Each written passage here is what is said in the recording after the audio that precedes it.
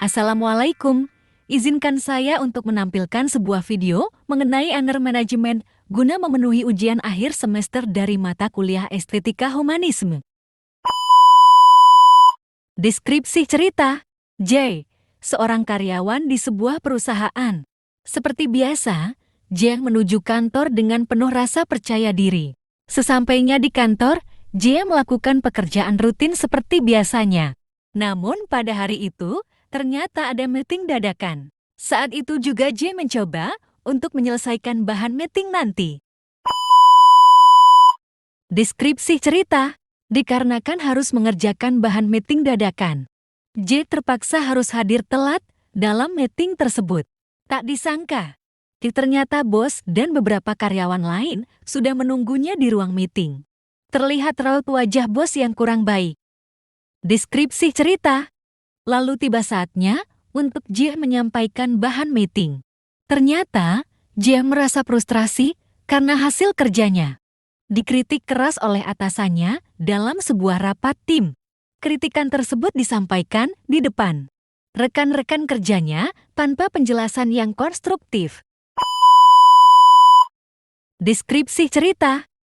Merasa dipermalukan dan tidak dihargai, J menahan amarahnya selama rapat.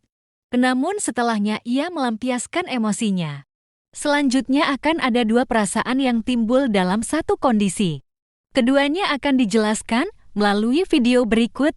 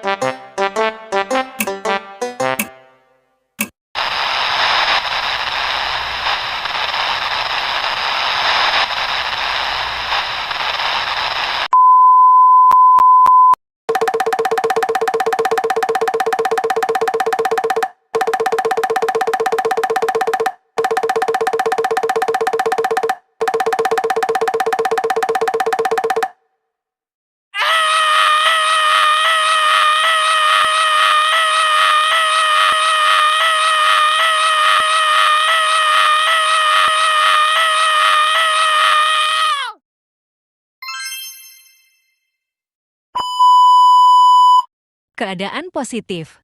Setelah dipermalukan di depan teman-temannya, J melampiaskan emosinya dengan membanting barang di mejanya dan mengabaikan tugas-tugasnya. Hal ini menciptakan suasana kerja yang tegang dan menurunkan produktivitas tim.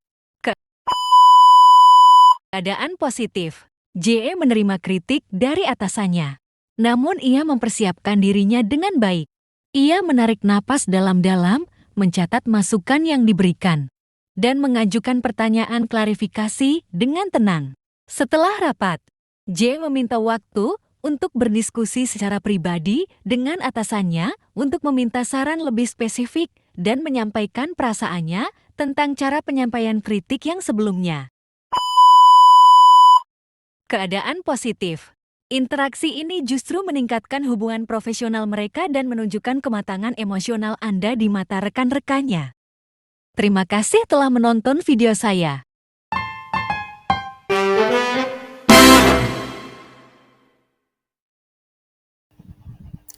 Baik, selanjutnya saya akan menjelaskan secara langsung apa itu anger management. Pengertian anger management. Manajemen amarah atau anger management merupakan proses psikologis yang bertujuan membantu individu memahami dan mengendalikan emosi, marah secara sehat dan produktif.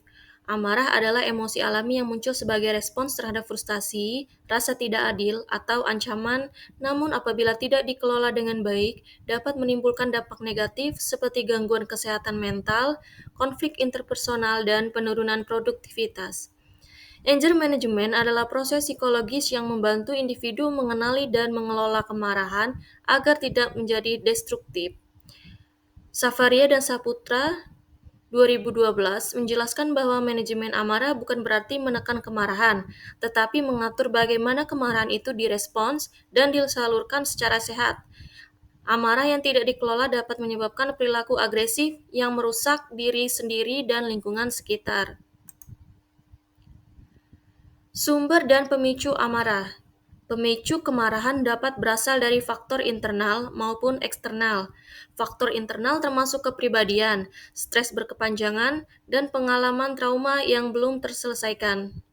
Faktor eksternal meliputi konflik sosial, tekanan pekerjaan, serta komunikasi yang buruk. Menurut Lestari dan Marjo 2021, pemahaman terhadap sumber-sumber amarah sangat penting dalam strategi pengelolaan emosi yang efektif. Dampak negatif amarah yang tidak terkontrol. Kemarahan yang tidak terkelola dapat berakibat pada kerusakan hubungan interpersonal, peningkatan risiko gangguan fisik seperti hipertensi dan penyakit jantung, serta gangguan psikologis seperti depresi dan kecemasan. Tafris dan Aronson 2021 menegaskan bahwa amarah yang tidak terkontrol dapat memperburuk kondisi kesehatan dan sosial seseorang secara signifikan. Manfaat dari manajemen amarah. Manajemen amarah yang efektif dapat meningkatkan kemampuan kontrol diri, memperbaiki komunikasi, dan membangun ketahanan emosional. Individu yang mampu mengelola kemarahan cenderung lebih mampu membuat keputusan rasional dan menjaga hubungan interpersonal yang sehat. Savaria dan Saputra 2012 menekankan bahwa pengelolaan emosi yang baik mendukung produktivitas dan kesejahteraan psikologis. Teknik dan strategi manajemen amarah. Teknik manajemen amarah meliputi pendekatan kognitif untuk mengubah pola pikir negatif, latihan relaksasi seperti pernapasan dalam dan meditasi, serta komunikasi asertif untuk mengekspresikan perasaan dengan cara yang tidak merusak. Terapi perilaku kognitif atau CBT juga efektif membantu mengidentifikasi dan mengubah pola pikir yang memicu amarah. Selain itu, e-counseling terbukti sebagai metode inovatif dalam membantu individu mengelola kemarahan serta secara daring sebagaimana ditunjukkan dalam studi di SMPI Jakarta Timur oleh Lestari dan Marjo 2021. Implementasi dalam kehidupan sehari-hari. Yang pertama, anger management dalam konteks pendidikan. Dalam dunia pendidikan, terutama pada jenjang remaja dan anak-anak, anger management menjadi aspek penting dalam pengembangan karakter dan pengendalian diri. Banyak peserta didik mengalami kesulitan dalam mengekspresikan kemarahan secara sehat akibat tekanan akademik, konflik teman sebaya, atau lingkungan keluarga yang tidak kondusif.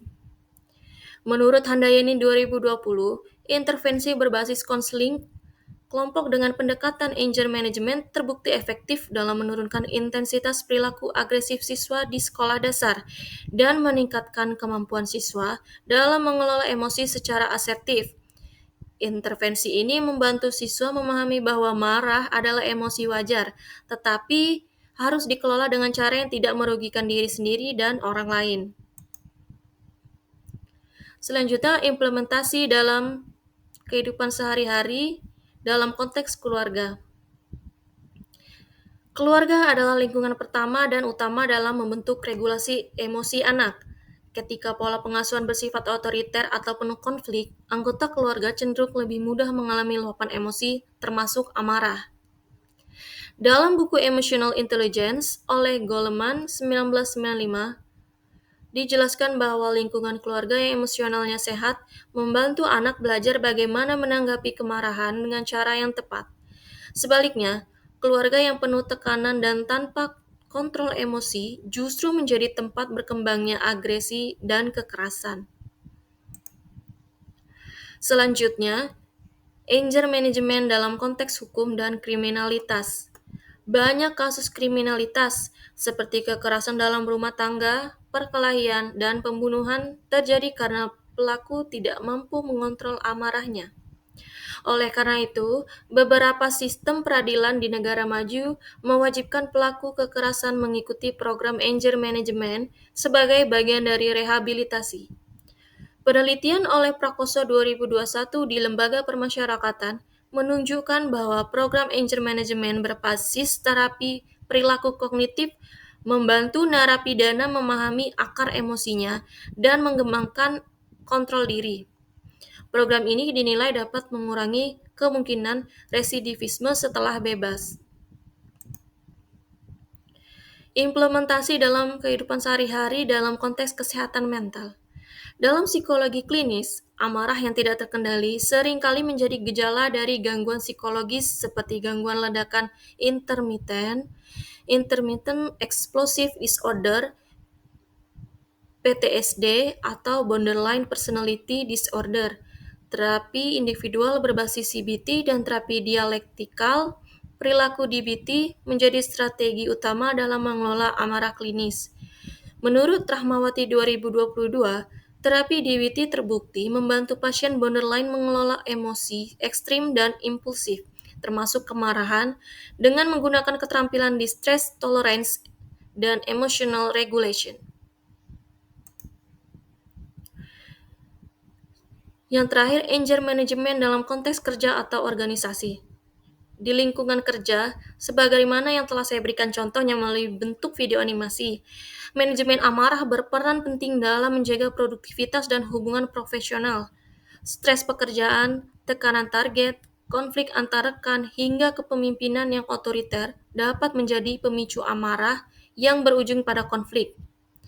Menurut jurnal yang ditulis oleh Kurniawan dan Lestari 2019, pelatihan anger management di lingkungan kerja membantu karyawan mengembangkan keterampilan resolusi konflik dan komunikasi efektif, sehingga mampu meningkatkan kepuasan kerja dan mengurangi turnover karyawan.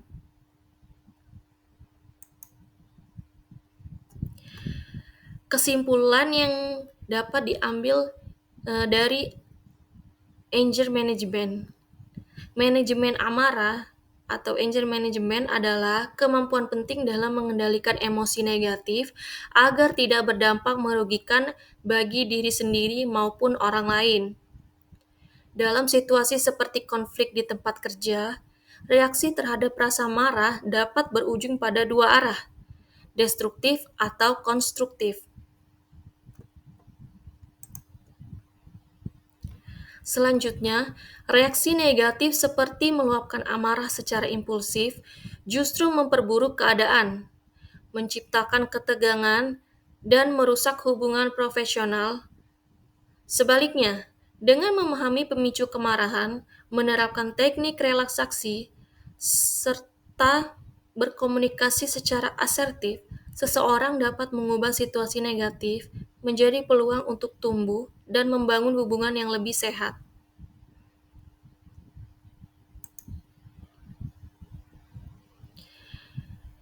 Dengan demikian, manajemen amarah bukan sekedar menahan emosi, tetapi kemampuan untuk mengenali, memahami, dan merespon amarah secara bijaksana. Kemampuan ini penting diterapkan dalam berbagai aspek kehidupan untuk menciptakan lingkungan yang produktif, harmonis, dan saling menghargai. Saran yang dapat diberikan yaitu diperlukan peningkatan pendidikan dan pelatihan manajemen amarah sejak usia dini, serta pemanfaatan teknologi seperti e-counseling untuk mendukung individu dalam pengelolaan emosi mereka secara efektif. Berikut adalah referensi yang saya gunakan untuk membuat presentasi ini. Baik, mungkin hanya itu yang dapat saya sampaikan. Mohon maaf apabila masih terdapat banyak kekurangan, dan saya berterima kasih kepada dosen pengampu di mata kuliah ini. Akhir kata, saya ucapkan wassalamualaikum warahmatullahi wabarakatuh.